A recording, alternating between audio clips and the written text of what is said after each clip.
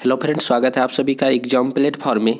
तो आज हम लोग हिंदी का इसमें टोटल हम लोग जो है आज 15 क्वेश्चन देखेंगे।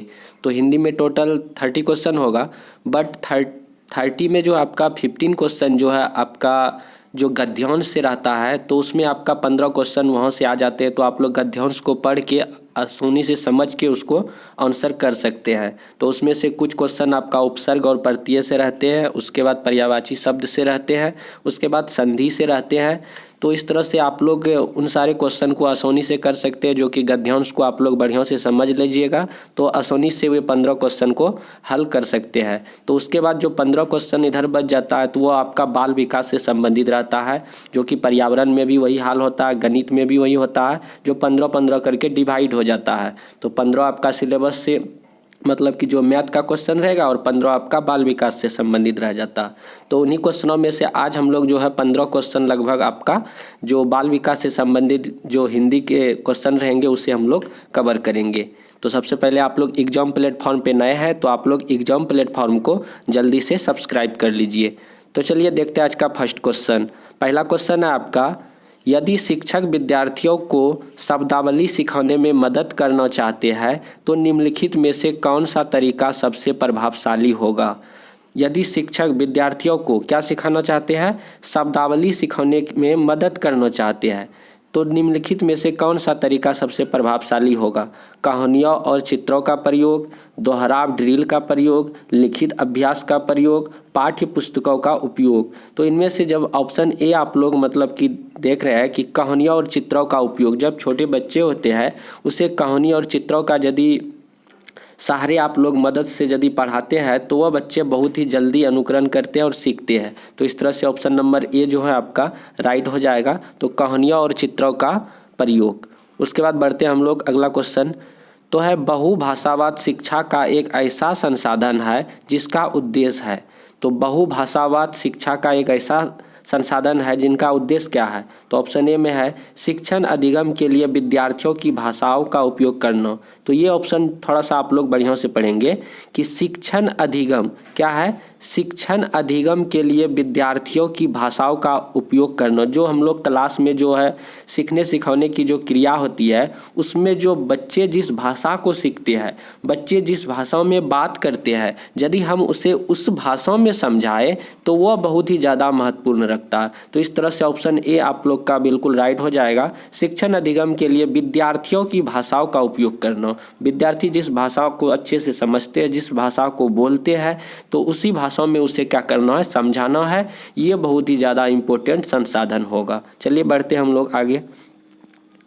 किसी पाठ्य सामग्री से कोई विशिष्ट सूचना निकालने के उद्देश्य से उस पाठ्य सामग्री के किसी अंश को बारीकी और गहनता के साथ पढ़ने का कौशल होना कौन सा अवबोधन कहलाता है। तो क्वेश्चन है किसी पाठ्य सामग्री से कोई विशिष्ट सूचना निकालने के उद्देश्य से, मतलब किसी पाठ्य सामग्री को हम लोग पढ़ते हैं और उससे जो है एक मतलब कि विशिष्ट सूचना निकालने के उद्देश्य से हम लोग पढ़ते हैं और उस पाठ्य सामग्री के किसी अंश को और बारीकी से हम लोग क्या करते हैं, गहन अध्ययन करते हैं और पढ़ते हैं। तो इस प्रकार का जो कौशल होता है यह किस चीज़ का अवबोधन, मतलब कि कौन सा अवबोधन यह कहलाएगा। अनुमानिक, वैश्विक, स्थानीय या लेन देन।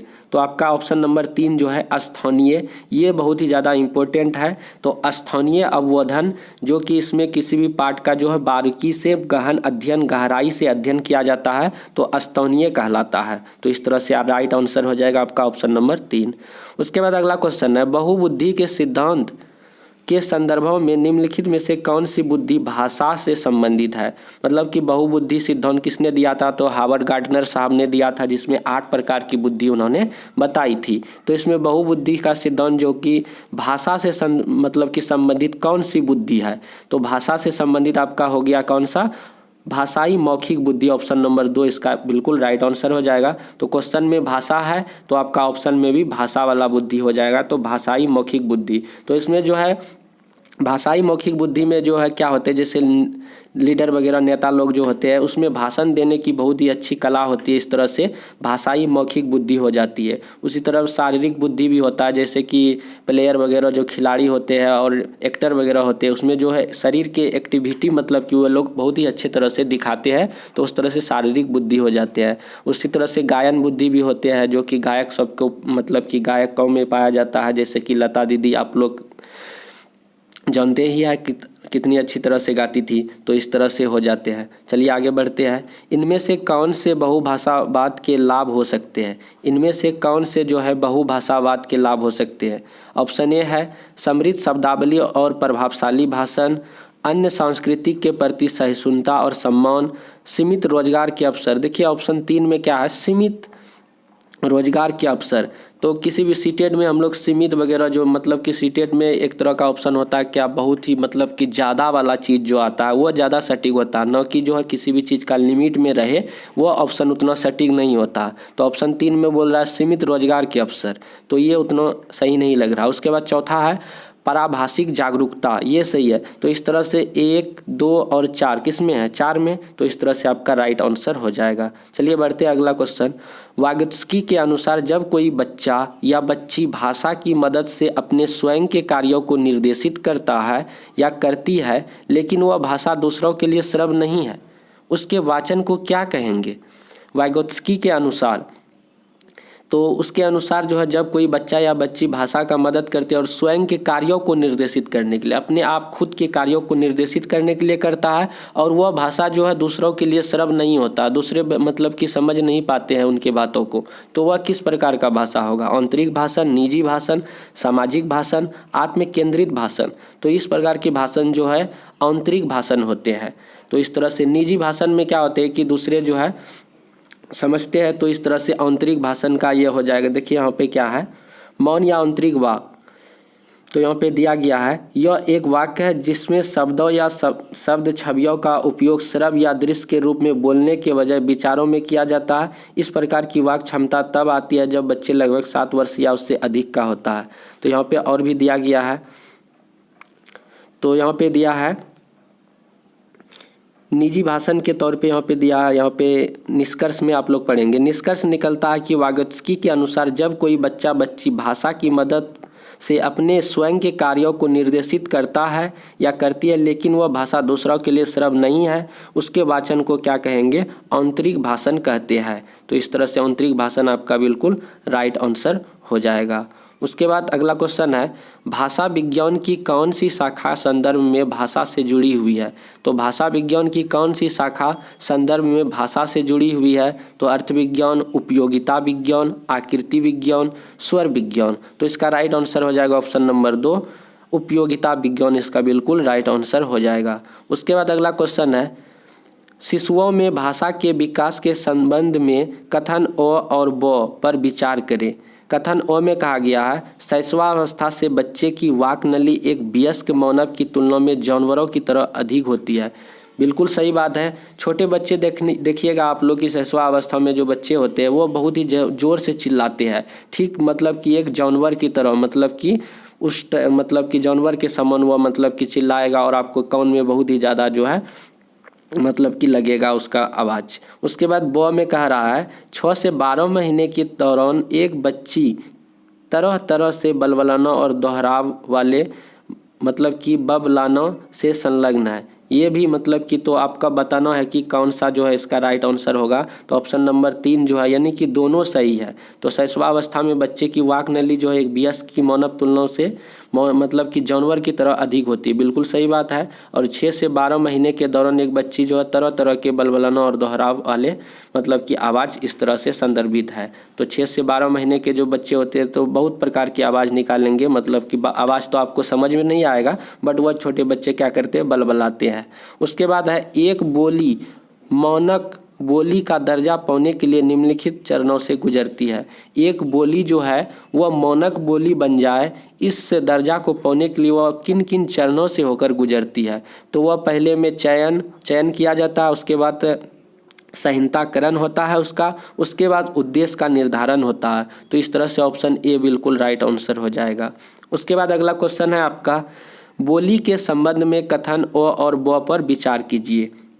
कथन अ में कहा जा रहा है किसी देश के एक हिस्से में बोली जाने वाली विविध भाषाओं में से एक प्रकार जो क्षेत्रीय बोली के रूप में जानी जाती है। और कथन ब कह रहा है एक समान शैक्षिक पृष्ठभूमि वाले लोगों द्वारा विविध प्रकार की उपयोग की जाने वाली भाषा में से एक प्रकार की बोली के रूप में जानी जाती है। अब फिर से हम लोग कथन अ पढ़ते हैं। किसी देश के एक हिस्से में, मतलब कि मान लीजिए कि अपना भारत देश है, भारत देश के किसी एक हिस्से में बोली जाने वाली विविध भाषाओं में से, मतलब अपना भारत देश के किसी एक हिस्से में विविध प्रकार की भाषा बोली जाती है। विविध भाषाओं में से एक प्रकार की जो क्षेत्रीय बोली के रूप में जानी जाती है। तो उसमें जो है हमारे देश में जो है किसी किसी क्षेत्र में जो अलग बोली बोली जाती है, फिर वहाँ से कुछ दूर आगे जाइएगा तो फिर वहाँ पे कुछ अलग मतलब कि मिलेंगे, तो वह किसी क्षेत्र में जो भाषा मिलता है तो उसे बोली ही कहा जाता है। तो ऑप्शन मतलब कि कथन ए तो आपका सही है। और बहुत मतलब कि बड़े जब क्षेत्रों में वह मतलब की जगह पे बोली जाती है तब उसे जो है एक भाषा की दर्जा मिल जाती है। जैसे आप भारत के 8वीं अनुसूची में 22 भाषाओं का दर्जा है, तो वह बहुत जब विशाल क्षेत्रों पे बोले जाते हैं, बहुत मतलब कि जनसंख्या द्वारा बोली जाती है, तब वह भाषा बनती है। और जब किसी एक प्रॉपर क्षेत्र में मतलब कि छोटे से जगह पर जब बोली जाती है तो वह बोली ही कहलाती है। अब ब में देखिए एक समान शैक्षिक पृष्ठभूमि वाले लोगों द्वारा, एक समान शैक्षिक पृष्ठभूमि वाले लोगों द्वारा विविध प्रकार की उपयोग की जाने वाली भाषाओं में से एक प्रकार की बोली के रूप में जानी जाती है। इसमें कह रहा है कि एक समान शैक्षिक पृष्ठभूमि, एक समान शैक्षिक पृष्ठभूमि वाले जो लोग होते हैं वहाँ पर विविध प्रकार की उपयोग की जाने वाली भाषाओं में से एक प्रकार की बोली के रूप में जानी जाती है। ये उतना सटीक नहीं है, ये जो है आपका गलत हो जाता है। तो ऑप्शन मतलब कि कथन अ सही है और ब क्या है आपका गलत है। उसके बाद है पत्नी से जल्दी करो हमें देर हो जाएगी। सहकर्मी से कहता है जौने का समय हो गया हमें बैठक के लिए देर हो जाएगी। वरिष्ठ नियोक्ता से महोदय शाम के 4 बज गए हैं और बैठक 4:15 बजे है, क्या अब हमें चलना नहीं चाहिए। भाषण में इस भिन्नता को किस रूप में जाना जाता है, तो इसका राइट आंसर हो जाएगा रजिस्टर। तो इस तरह की जो लैंग्वेज होते हैं इसे रजिस्टर कहा जाता है, तो आप लोग इसे याद करें रखेंगे। उसके बाद अगला क्वेश्चन है समूह वाद विवाद में भाग लेने के लिए भाषा शिक्षक एक शर्त रखता है। समूह वाद विवाद में भाग लेने के लिए भाषा शिक्षक एक शर्त रखता है कि समूह में 4 विद्यार्थियों कनिष्ठ वर्ग से तथा 1 विद्यार्थी वरिष्ठ वर्ग से होना चाहिए जो आवश्यकता पड़ने पर कनिष्ठों की सहायता कर सके। समूह निर्माण का यह विचार किसके सिद्धांत पर आधारित है। तो आपको बताना है कि मतलब कि समूह वाद विवाद में भाग लेने के लिए भाषा शिक्षक क्या एक शर्त रखता है, जिसमें कि बच्चों को समूह में मतलब कि समूह में 4 विद्यार्थियों के कनिष्ठ और तथा 1 विद्यार्थी वरिष्ठ वर्ग से ले लिए है। और मतलब कि किसी प्रकार का परेशानी होगा जो कनिष्ठ वर्ग के बच्चे होंगे तो वो वरिष्ठ वर्ग के बच्चे से वो क्या करेंगे, मदद लेगा। तो इस तरह से जो समूह निर्माण की जो प्रक्रिया है तो यह किस मतलब कि यह किसके सिद्धांत पर आधारित है। पियाजे के सिद्धांत पर, वाइगोत्स्की के सिद्धांत पर, ब्लूमफील्ड के सिद्धांत पर, क्रेसन का सिद्धांत पर। तो ये राइट आंसर हो जाएगा आपका वाइगोत्स्की के सिद्धांत पर। तो इन्होंने भी मतलब कि बताया है कि बच्चे को जो समूह में बांट कर उसे कुछ कार्य दिया जाए तो बच्चे जो है सहयोग की भावना उसमें जागृत होती है और बच्चे जो है आसानी से सीखते भी है। उसके बाद आगे है समूह प्रस्तुति के दौरान यदि किसी विद्यार्थियों के द्वारा अनुचित व्यवहार प्रदर्शित किया जाता है। समूह प्रस्तुति के दौरान यदि किसी विद्यार्थी के द्वारा अनुचित मतलब कदाचार का व्यवहार, गलत व्यवहार प्रदर्शित किया जाता है, तब आप एक अध्यापक है तो उस अध्यापक होने के नाते आप क्या करेंगे, मतलब क्या करना चाहेंगे या क्या आप कीजिएगा। समूची कक्षा के सामने उस पर चिल्लाएंगे आप। यदि आपको अध्यापक है, मान लीजिए आप अध्यापक है, आपके सामने एक विद्यार्थी कदाचित मतलब कि अनुचित उपयोग मतलब कर रहा, व्यवहार कर रहा, तो आप क्या करेंगे, समुच्चय क्लास के सामने आप क्या चिल्लाएंगे। इस तरह की शोभा तो देगा नहीं, आपको करना भी नहीं चाहिए। उससे बात करेंगे, ये सही बात है। आप उस बच्चे से क्या कीजिएगा, बात कीजिएगा और उसे समझाइएगा, ये हो सकता है। उसके बाद है उसे सभी के सामने बात करेंगे, उसे सभी के सामने बात कीजिएगा, ये भी उतना सटीक नहीं है। उसे कुछ नहीं कहेंगे, वो बच्चे उतना ज़ोर से हल्ला कर रहे हैं तो आप क्या उसे मतलब कि वह मतलब अनुचित व्यवहार कर रहे हैं क्लास में, तो आप उसे कुछ नहीं कहेंगे, तो ये भी बात तो बिल्कुल सही नहीं है।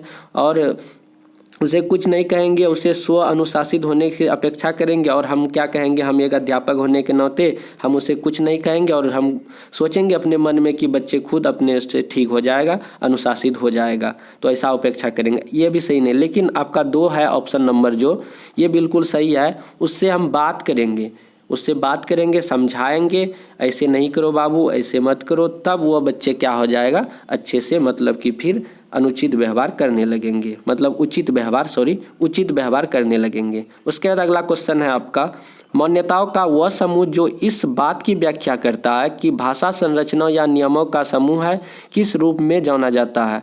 तो मान्यताओं का वह समूह जो इस बात की व्याख्या करता है कि भाषा संरचनाओं या नियमों का समूह है, किस रूप में जाना जाता है। तो संप्रेषणात्मक उपयोग, अंतःक्रियात्मक उपागम, तो यहाँ पे एक नंबर पे है संप्रेषणात्मक उपागम, अंतःक्रियात्मक उपागम, संरचनात्मक उपागम, निवेश उपागम। तो आपका राइट आंसर हो जाएगा संरचनात्मक उपागम, ये बिल्कुल राइट आंसर हो जाएगा। उसके बाद अगला क्वेश्चन है आपका, संप्रेषणात्मक भाषा शिक्षण के संबंध में कथन अ और ब पर विचार करें। कथन अ कहता है, शिक्षक की भूमिका सामान्यतः वाचन के लिए मॉडल होने के बजाय एक संसाधन या मॉनिटर की है। ब में कह रहा, विद्यार्थियों को सीखने के व्यक्तिगत उपागम के आधार पर कक्षा की गतिविधियों में भाग लेना पड़ता है। तो ये गलत है, यहाँ पे व्यक्तिगत वाली बात नहीं होती। और कथन अ जो है आपका बिल्कुल सही है, तो इस तरह से अ सही है, ब गलत हो जाएगा। तो इस तरह से हम लोग टोटल 15 क्वेश्चन जो है, जो बाल विकास से आधारित थे हिंदी के क्वेश्चन, इसे आज हम लोग कवर किए। तो आशा करते हैं कि आपको यह सेशन बहुत ही ज़्यादा और यह सेट प्रैक्टिस बहुत ही ज़्यादा यूजफुल लगा होगा। तो आप लोग चैनल को सब्सक्राइब भी कर लीजिए और अपने फ्रेंडों को शेयर भी कीजिए। तो मिलते हैं हम लोग अगले वीडियो पे। जय हिंद, जय भारत।